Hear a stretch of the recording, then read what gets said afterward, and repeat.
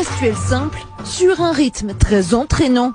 Voici la danse des Jeux Olympiques, dévoilée pour la première fois. Mon move préféré de la Corée, c'est celui-ci. 1, 2, 3, 4, 5, 6, 7 et 8.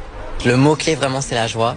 La bonne humeur, s'entendre avec tout le monde, danser avec tout le monde. Et ça, c'est la faute de tous les gens qui te disent « Repose-toi, tranquille, non, n'y va pas trop fort. La croissance, c'est pas la seule chose qui compte. L'argent, c'est pas la seule chose qui compte. Il faut savoir se reposer dans la vie. » Oh mais non! Jure, quand tu sacrifies les efforts, la concentration et la discipline, tu deviens une victime. Et ouais, la France de Napoléon, l'un des empires les plus puissants de l'histoire de l'humanité, qui il y a 200 ans avait conquis toute l'Europe, dont les Russes ont été obligés de fuir tellement ils savaient qu'il n'y avait aucune option de combat contre les Français et que le seul moyen de gagner contre la France, c'était de fuir. 200 ans plus tard, pour représenter sa grandeur à l'international, elle envoie 5 mecs en t-shirt oversize faire du breakdance.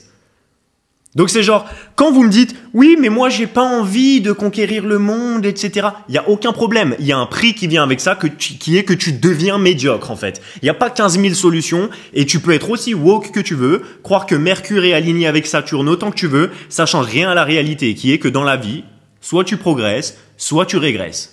Regarde, je vais te donner la clé de l'univers tout de suite. Des années de recherche, ça m'a demandé. Ça fait depuis que j'ai 18 ans, que je fais du développement personnel, que je vais à des conférences, que je voyage dans le monde, que j'investis mon temps, mon énergie tous les jours à devenir meilleur et je vais te donner la clé de l'univers maintenant. Tu veux avoir des femmes, va parler à des femmes. Tu veux devenir musclé, fais du sport. Tu veux faire de l'argent, ouvre une entreprise. Voilà, là c'est bon. Je t'ai donné les clés de l'univers. Maintenant, la chose à comprendre, c'est que tout ce qu'il y a entre les deux, c'est de la branlette. Ah oui, mais quel business, machin, quelle couleur pour mon bureau, quelle couleur pour mon costume, tout ça c'est de la branlette. T'es pas payé pour ça, je t'ai pas dit choisis la couleur de ton bureau, je t'ai dit ouvre une entreprise. Quel sport je fais, est-ce que j'y vais les mardis, combien de jours de repos, combien de grammes de brocoli, c'est de la branlette tout ça. Va faire un sport et tu verras après en fait. Genre toi, tu réfléchis à comment devenir milliardaire avant de commencer un business. Tu réfléchis à comment séduire toutes les mannequins Playboy en même temps avant de commencer à travailler sur toi. Tu réfléchis à comment devenir numéro 1 mondial en sport, on dirait. Les mecs, ils veulent avoir une diète précise sur 6 mois qui en même temps les fait kiffer, qui en même temps coûte pas cher, qui en même temps est pas trop répétitive, où ils peuvent quand même faire des cheat meals. Ils ont même pas commencé à aller à la salle, gros. 90% des gens qui vont à la salle, ils passent leur temps sur leur téléphone. Donc c'est genre... Gros, la vie, elle est très simple. Soit tu fais ça, soit tu perds du muscle en fait. C'est pas j'arrête d'aller à la salle, je maintiens mon muscle. C'est pareil pour tout. Va au lycée, apprends des trucs de maths, etc. ou de peu importe ce que c'est. Va à la fac, va où tu veux. Arrête d'y aller et arrête d'apprendre ça pendant 5 ans. T'as pas gardé le même niveau de connaissance, ça a régressé. La vie, elle fonctionne comme ça. Soit tu travailles dans une direction, soit ça chute. Et en fait, le truc, c'est que tu peux fuir disons, la discipline autant que tu veux, ça ne te donne pas droit de fuir les conséquences. Les conséquences, elles sont là quoi qu'il arrive. Tu as la flemme d'aller à la salle, tu as la flemme de lire des livres, tu as la flemme de t'éduquer, tu préfères regarder du Squeezie plutôt que regarder des vidéos qui t'aideront peut-être à passer un tout petit peu plus au niveau supérieur dans les domaines de ta vie. Tu fais des choix tout le temps et tu as le droit de les faire. Par contre, c'est pas moi qui te donne les conséquences, c'est la vie. Et là, la vie, tu peux pas négocier avec elle. Si tu ne fais pas les choses qui t'amènent là où tu as envie d'être, tu vas devenir la personne que tu n'as pas envie d'être. Et donc, si tu veux vivre dans un pays dans lequel on a choisi de mettre en avant la victimisation, ce qui sonne bien, on se dit, on défend les victimes, on défend les opprimés et les oppressés, pas pour ce qui est logique, juste sous prétexte qu'ils sont opprimés et oppressés. D'accord ? Ta femme, elle te trompe, mais si vous avez un enfant, elle te quitte, elle va quand même récupérer ton argent parce qu'on part du principe que c'est elle la plus grosse victime émotionnelle potentielle. Donc on part du principe que la personne victime émotionnelle est celle qui subit le plus de dommages et donc on les fait gagner. Même raison, si tu regardes bien, encore une fois, tout s'applique pareil en toute chose. Même raison pour laquelle, si tu es immigré, on te donne de l'argent automatiquement. On part du principe que comme tu as une charge émotionnelle, on te donne plus que tout, tu vois. Et carrément, tu peux faire autant d'argent qu'un mec qui travaille ou qui a cotisé toute sa vie pour le chômage ou pour la retraite, etc. Il va gagner moins que toi parce qu'on part du principe que tu es un opprimé. On a le droit de faire ça. La conséquence, elle est que comme tu fais l'inverse de la discipline, l'inverse de ce qui est difficile, l'inverse de ce qui fait croître un pays, le pays court à sa perte. Et le truc, c'est qu'encore une fois, c'est de plus en plus. C'est-à-dire, les gens, ils peuvent regarder la... En fait, des gens, ils ont 60 ans, vous réfléchissez comme des handicapés mentaux. Des gens, ils ont passé leur vie à constater la vie, justement, et vous n'avez toujours pas compris cette leçon de base qui est ce que tu vois maintenant avec tes yeux, c'est pas parce que ça a l'air immobile que ça ne va pas dans une direction. Et cette direction, elle est binaire. Soit c'est de mieux en mieux, soit c'est de moins en moins bien. Le seul moyen de stagner, c'est de charbonner, mais pas assez pour monter. Si tu ne charbonnes pas, tu ne stagnes pas. Le seul moyen de garder la même shape à la salle, c'est de continuer à y aller, de continuer ta diète, mais de ne pas en faire assez pour passer au niveau supérieur. Mais il faut quand même que tu charbonnes pour garder la même shape. Pareil dans la société. Si le pays ou si les gens, parce qu'un pays c'est composé de gens, si les gens courent vers le confort, le pays court à sa perte, même si tu ne le vois pas avec tes yeux.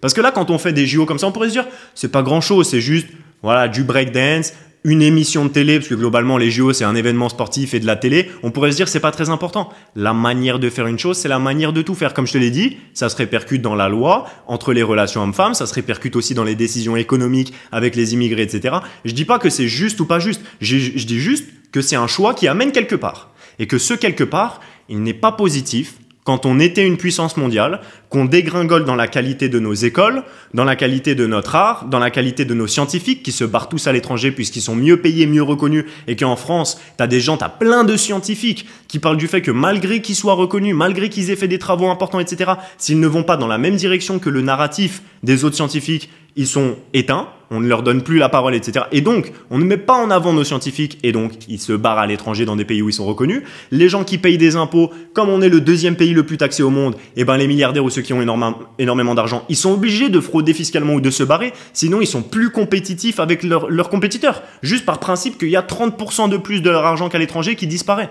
Et donc, on pourrait se dire, oui, c'est intéressant pour les impôts, etc. Il faut quand même qu'ils payent plus d'impôts. Mais pareil, on a le droit de le faire. Juste sache que ça envoie le pays dans une direction et que cette direction, elle n'a rien de positif. Et donc maintenant, qu'est-ce qu'on fait avec ça? Parce que là, je parle du pays et toi, t'es pas président. Un pays, c'est composé de gens. Et les gens représentent le pays. Donc, c'est à toi de choisir en tant qu'individu dans quel pays j'aimerais vivre. Qu'est-ce que j'aimerais représenter au monde? Peu importe les clichés, t'as pas besoin de dire je meurs pour mon drapeau ou d'être ultra patriote, etc. En réalité, t'es patriote, j'ai expliqué pourquoi, mais en réalité, t'es patriote. Les gens qui disent je mourrai pas pour la France, etc. Non, c'est parce que t'as pas bien compris, je pense, ce que ça représentait qu'un engouement de mourir pour une représentation potentielle. Tu mourrais pas pour la France parce que tu te dis mon président ne m'inspire pas et je ne mourrai pas pour le président. Mais si t'es prêt à crier et à taper des gens quand c'est la Coupe du Monde pour un pays, pour un drapeau, parce qu'il y a des 3-0, 4-0 et que ça te galvanise, ce sera 10 fois pire s'il y a une guerre et que tu vois tous tes voisins aller se battre au champ de bataille. Tu seras animé en tant qu'homme par la volonté d'aller mourir parce que tu cherches à mourir pour une cause plus grande que toi. Donc tu ne te battrais peut-être pas pour le président, mais pour une cause plus grande que toi qui rassemble et qui représente les siens, tu mourrais quoi qu'il arrive si ça arrivait sous tes yeux. C'est la raison pour laquelle il y a de l'engouement quand il y a une Coupe du Monde. Même si t'es pas patriote entre guillemets, ça te donne un argument et ça parle à ton interne. En tant qu'homme, t'as envie de mourir pour une cause plus grande que toi. C'est pour ça que tous nos ancêtres ont toujours fait ça, même en étant contraires, avec des positions contraires économiquement, politiquement, socialement, avec des avis contraires, de tout temps dans tous les pays. Les êtres humains, notamment les hommes, ont eu cette volonté de se battre pour une cause plus grande que eux. Et c'est exactement la même chose qui se passe en business. Tout à l'heure, j'étais au téléphone avec un ami à moi. Et donc, il est en train de monter une 3e entreprise dans le même domaine. Tu vois, il est en train de bien conquérir son marché. Et il fait pas mal d'argent et il en fait de plus en plus parce qu'à chaque fois, il réouvre des entreprises dans le même domaine. Et il me parlait du fait que, il fait de plus en plus d'argent, mais il a du mal à se surmotiver à travailler. Pourtant, il fait beaucoup plus d'argent que la moyenne, mais parce qu'il sent qu'il n'est pas dans sa mission de vie. Et c'est exactement, on se l'est dit en même temps. On a dit parce que ce que tu fais, tu ne le fais pas avec le cœur et c'est pas ta mission de vie. Donc c'est pour te dire que à tous les niveaux, les problématiques, elles sont les mêmes. C'est-à-dire pour quelles raisons je fais les choses et où est-ce que j'ai envie que ça m'amène. Il y a beaucoup de gens qui font cette même erreur. Moi-même, je l'ai fait pendant longtemps avec le business notamment parce que je parle, pour moi, il y a des gens qui me disent « Pourquoi tu parles que de business et de femmes ?» Parce que tu te suicides pour l'argent et pour les femmes. Espèce d'abruti. Pourquoi tu parles que d'argent et de femmes? Parce que les gens, ils se butent pour ces raisons, parce qu'ils pleurent pour ces raisons, parce que tous les matins, ils vont faire un travail qu'ils détestent pour l'argent et pour les femmes, pas forcément pour en abondance, mais pour peut-être une femme ou dans l'espoir d'avoir une femme. Ceux qui ont des femmes, ils cherchent à en avoir plus et ils cherchent à avoir plus d'argent. Ceux qui n'en ont pas, ils aimeraient en avoir ou ils se demandent est-ce que toute ma vie, je vais rester célibataire? Et ceux qui n'en ont rien à foutre, ils ne comprennent pas que le monde soit il progresse, soit il régresse, mais que c'est pas parce que tu ne vois pas de mouvement que les choses n'évoluent pas. Et donc, un jour, tu auras envie d'avoir de l'argent et tu auras envie d'avoir des femmes. Et si tu t'es branlé toute ta vie, tu vas le regretter. Voilà pourquoi je parle tout le temps d'argent et de femmes. Bref, pour en revenir au business, moi j'ai longtemps fait cette erreur qui était de me dire d'abord je vais faire de l'argent. Tu vois, je vais trouver un truc, dropshipping, copywriting, tout ce que tu veux, un business model dont tout le monde parle qui est toujours le meilleur business de l'année, tu vois. Une bonne phrase de loser. Mais en tout cas, je me disais, je vais faire un business qui va me rapporter de l'argent vite et ensuite faire les choses qui m'intéressent vraiment. Le truc, c'est que quand tu veux faire ça, tu ne te rends pas compte que quand tu auras fait un peu d'argent, peu importe le montant d'argent, tu vois, quand tu as fait de l'argent, ou en tout cas quand tu es devenu libre, par contre la liberté, c'est sûr, indéniablement, ça te fait te sentir mieux. Mais accumuler de l'argent, parce qu'il faut vraiment pas tant d'argent que ça pour être libre. Hein. Quand tu es suffisamment libre pour aller à l'étranger, si tu veux aller en Thaïlande, au Burkina Faso ou je sais pas où, ou même dans le sud de l'Europe, déjà ton style de vie il passe de 5 000 balles par mois, ou en France peut-être 2-3 000 balles par mois, pour 2-3 000 balles par mois en Thaïlande, tu te mets bien. Tu vois, donc t'as pas besoin de beaucoup d'argent pour avoir de la liberté. Du coup, tout ce qui va arriver au-dessus de ces 2-3 000 balles par mois, tu vas le faire sans saveur. Et donc ça va être difficile pour toi de vraiment le faire. Mais en plus, même si tu le faisais, même si tu faisais énormément d'argent en faisant ton truc juste pour l'argent, juste pour traire de l'argent, tu vas arriver à la même problématique et tu vas te sentir à l'intérieur de la même manière. Et ça, je l'entendais, moi, de la part de Gary Vaynerchuk, des grands marketeurs. Gary Vaynerchuk, c'est un mec, je crois, qui pèse 200 millions de dollars aux États-Unis. Un des gars qui a les plus grosses agences de marketing au monde, etc., qui fait le marketing de la NFL, de Pepsi et tout. Bref. En tout cas, plein d'autres gens, même de manière générale, tu as déjà dû entendre des gens qui disaient l'argent, ça te rendra pas heureux. Tu vois, moi-même, j'étais pauvre et quand je suis devenu riche, eh ben, ça m'a pas rendu heureux. Et moi, quand je les entendais dire ça, je me disais, putain, j'ai du mal à le croire quand même, tu vois. Pas que l'argent ne rend pas heureux, je comprends pourquoi ça ne rendrait pas heureux, mais je veux dire, j'étais un peu en mode. Ouais, mais si t'as de l'argent, c'est quand même, tu te sens quand même heureux parce que t'es enthousiaste d'accomplir un truc et tout. Et en fait, non, si tu fais de l'argent avec un truc qui te fait chier, tu te sens vide. Et du coup, après, une fois que t'as fait cet argent, la question que tu te poses, elle est la même que celle que t'aurais dû te poser dès le début, qui est, qu'est-ce que je vais faire pour que ça ait du sens pour moi? Et du coup, même après avoir fait de l'argent, ton but dans la vie reste le même. C'est pour ça que les gens, ils se mélangent un peu. Ils croient que quand je parle d'argent, je parle d'argent vide. Je parle pas d'argent vide. Je parle de l'argent qui te permet d'accomplir. Parce qu'encore une fois, la manière de faire une chose, c'est la manière de tout faire. Tu as le droit de ne pas chercher à conquérir. T'étonnes pas si dans quelques dizaines d'années, les gens qui te représentent, c'est 4 mecs en sweatshirt qui font du breakdance. Tu vois? Parce que tu vas dans une direction sans t'en rendre compte. Et donc, toi, dans ta vie, pense d'une manière externe. Enlève de ta tête la barrière qui est, en fait, tu as la flemme de faire les efforts. Et pose-toi la question, si j'avais juste à appuyer sur un bouton pour que l'une de ces deux situations me représente, la Chine, là, la vidéo sur la Chine qu'on vient de voir, ou la vidéo sur la France. C'est pas forcément en question de nationalisme et tout, mais imagine ça te représente en tant qu'individu. Pas tes dictateurs et c'est eux qui te représentent, mais tu vois un peu ce que je veux dire en gros. Et en termes d'énergie, quelle énergie t'aimerais qu'il soit la tienne ? Une énergie de grandeur, de conquête, d'opulence, d'abondance, de discipline, de coordination, avec de la brillance, enfin ça brille, il y a du mouvement, etc. Ou 4 mecs devant un trépied qui font du breakdance, tu vois. Et ben maintenant, demande-toi, est-ce que dans mes actions, ça ressemble plus à A ou ça ressemble plus à B ? Et malheureusement, encore une fois, c'est pas moi qui fais les règles de l'univers et ça sert à rien d'avoir le seum contre les gens qui te disent que tu es obligé d'avoir de la discipline si tu veux avoir ces choses-là. C'est les règles de l'univers. C'est pour ça que les deux pays les plus gros et communistes du monde, qui sont la Russie et la Chine, ils sacrifient le bonheur individuel en théorie, encore une fois. Hein. N'oublie pas qu'on dit « Ah, la Chine, ils font de la propagande, etc. » Et nous, on nous fait pas de propagande. T'as de la chance, t'es né dans le seul pays du monde qui ne fait pas de propagande, tu vois.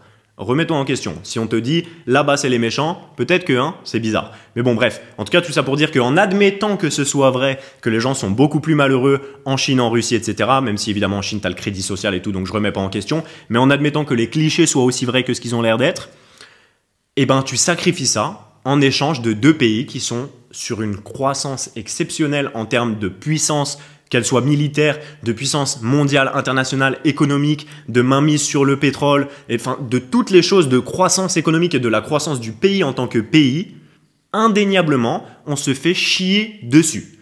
Et encore une fois, il y a de l'érosion. Quand tu ne bouges pas, que tu restes au même endroit, tu t'effrites, tu vois. Et donc la France, elle s'enfonce de plus en plus. Qu'est-ce qui se passe pour la France ? Le jour où on est tellement plus intéressant du tout à l'échelle internationale, que même les États-Unis, ils n'ont pas trop d'intérêt à nous défendre. Qu'est-ce qui se passe à ce moment-là ? Et comme on porte l'Europe sur notre dos avec l'Allemagne, qu'est-ce qui se passe pour l'Europe tout entière ? Parce que regarde la gueule de l'Europe, qu'est-ce qui se passe en Europe ?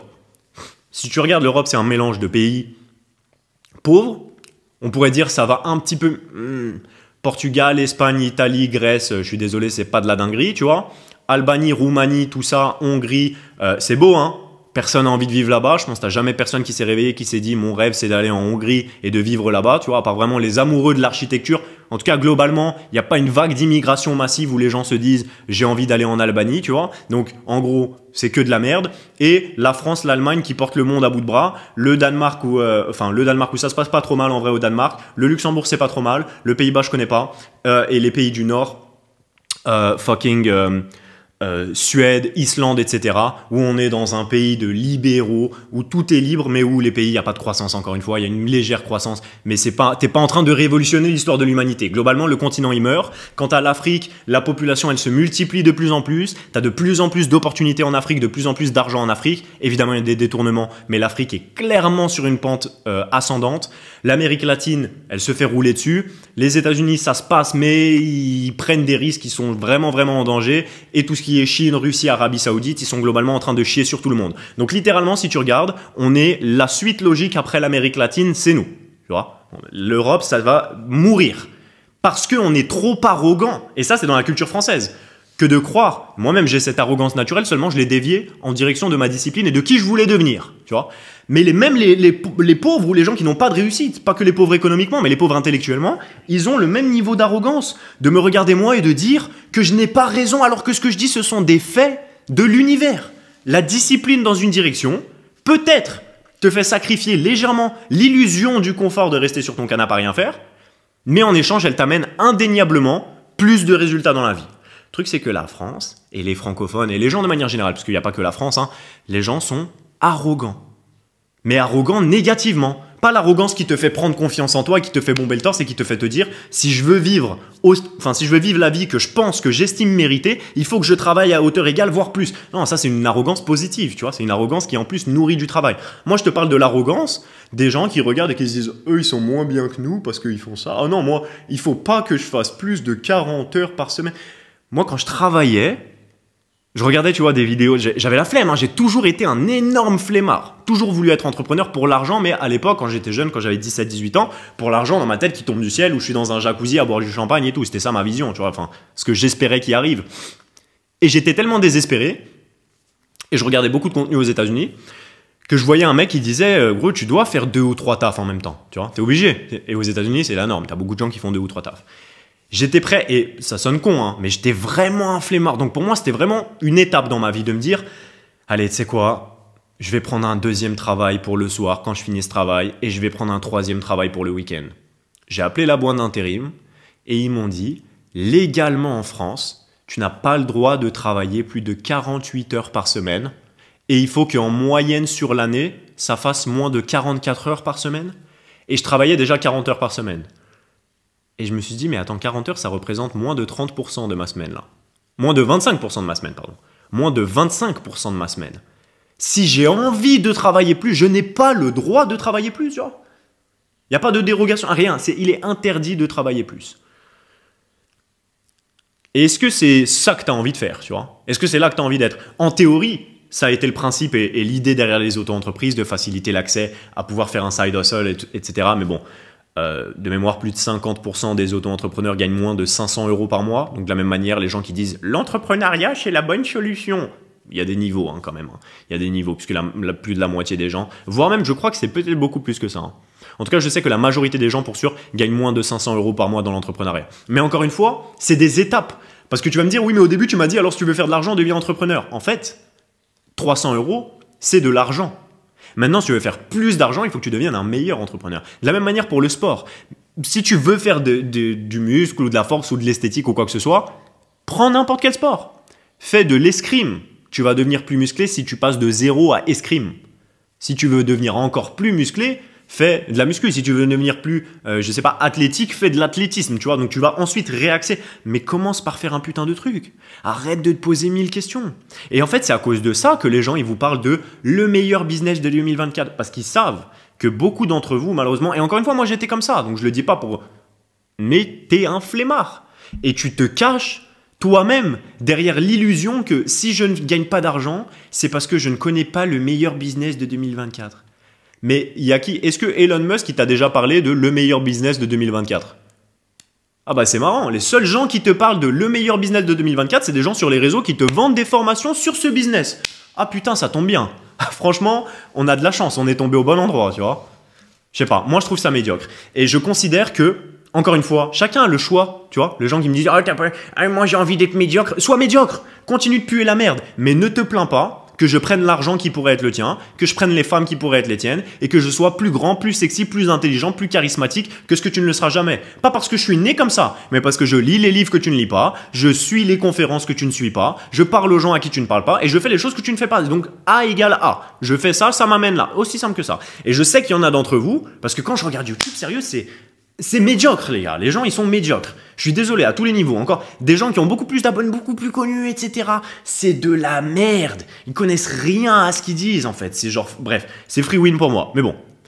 Tout ça pour dire que je sais qu'il y en a d'entre vous qui ont vraiment la détermination et qui sont vraiment en mode, mais qu'est-ce que je fais alors? Putain. Parce que je regarde des gens, ils me disent, il y a que le meilleur business de 2024. Tous les autres, ils me parlent de rien de précis, tu vois. Alors, je t'ai fait un petit guide pour te donner, pour t'aiguiller. Dans la description, c'est gratuit. J'ai pas besoin de ton mail, j'ai pas besoin de ton numéro de téléphone, rien du tout. Tu cliques sur le lien, il s'affiche, il est pour toi, pour que tu aies des bases, un axe, une direction à prendre pour amener de la réussite, de la discipline et comprendre que ce que tu fais a des conséquences positives ou négatives dans ta vie en fonction des actions que tu choisis de mettre en place à chaque jour. Et que tu as le droit de ne pas les faire, mais que tu ne peux pas te plaindre d'assumer les conséquences de ne pas faire les bonnes choses qui sont devenir de plus en plus médiocre. Voilà. Moi, je déteste la notion au départ, en tout cas, je n'avais pas du tout envie d'être un enfant discipliné quand j'étais enfant, je veux dire, et même quand j'avais 17-18 ans, j'avais pas du tout envie d'être discipliné. Genre l'idée quand on m'a dit il faut que tu sois discipliné, je me suis dit c'est limite, ça m'a remis en question, tu vois. Est-ce que je préfère pas rester travailler à l'usine? Bon, évidemment la réponse était non instantanément, mais tu vois ce que je veux dire. J'étais vraiment un flemmard. Mais en fait, il y a une bonne manière de l'appliquer, encore une fois. Jamais vu personne parler de mettre la passion au cœur de sa vie, de la vraie manière. Hein. Mettre la passion au cœur de sa vie et comme par hasard, tu fais de l'argent. Mais bon, bref, encore une fois, les gens sont vraiment des losers. Sur YouTube, tout ça pour vous dire qu'il existe un bon chemin, mais qu'il faut déclencher un truc. Il faut déclencher un truc, n'importe quoi, dans n'importe quelle direction. Est-ce que tu as le meilleur t-shirt pour être le meilleur businessman, qui a le meilleur costume et qui a le meilleur business? On s'en bat les couilles. Fais un truc et il va se passer des trucs. A égale A. La manière de faire une chose, c'est la manière de tout faire. Si tu es le genre d'homme qui prend des décisions rapidement et qui fait peu importe quoi que ce soit et qui ensuite, une fois qu'il est dans ce business, fait en sorte de devenir meilleur, côtoie les bonnes personnes, travaille, améliore son offre, réfléchit, se forme, voyage, va rencontrer des gens, demande des retours de ses clients, essaye de voir ce qu'il pourrait faire mieux, etc. Comment tu ne fais pas plus d'argent en fait? C'est impossible. Il suffit juste de faire la prochaine étape qui est devant toi. Encore une fois, tout ce que tu réfléchis entre je veux faire de l'argent et je crée un business, tout ce qui est entre les deux, c'est de la branlette. Je veux devenir plus fort, plus musclé, en meilleure santé, plus beau et je vais à la salle de sport. Tout ce qu'il y a entre les deux, c'est de la branlette. Juste fais-le. Une fois que tu y es, vois comment tu peux faire mieux et mieux et mieux et mieux. Et bizarrement, les résultats arrivent. Et tu te rendras compte qu'un truc aberrant, c'est que personne ne fait. Tu te lances dans n'importe quel marché. Et c'est pour ça que dans mon programme, j'ai un programme de business, de personnalisation de business qui est fermé en ce moment, donc personne ne peut le rejoindre, mais je vous le dis pour vous l'expliquer, où j'accompagne des gens qui ont une idée autour de leur passion pour leur fabriquer un business. Des dizaines et des dizaines de business en même temps. Forcément, dans le tas, il y a des choses dans lesquelles je ne suis pas expert, moins que la personne qui est devant moi, puisque c'est sa passion. Juste, moi, je suis expert en marketing, business, vente, etc. et analyse de marché, donc du coup, je sais comment me positionner. Il n'y a pas un seul business, les gars, où en me renseignant sur la concurrence par la suite, en impro, je ne connaissais pas ce marché-là. Le gars vient, il me dit, ma passion, c'est ça. Je me dis, ok, putain, c'est spécial, vas-y, on va se renseigner. Pas un seul modèle où les concurrents ne sont pas médiocres et battables facilement. Genre vraiment, t'hallucines à quel point les gens sont faciles à battre. Donc bref, tout ça pour dire que quand tu vas au sport, par exemple, la personne à battre, c'est toi-même. Et donc tu te rends compte que en fait, tu faisais juste pas grand-chose parce que tu cherches pas à devenir plus musclé qu'un autre, tu cherches à devenir plus musclé que ce que tu étais hier au minimum, ou en tout cas plus en forme, plus d'énergie, etc. Et tu te rendras compte que c'était juste parce que tu ne faisais rien. Donc fais les choses et bizarrement, ta vie prend une courbe ascendante.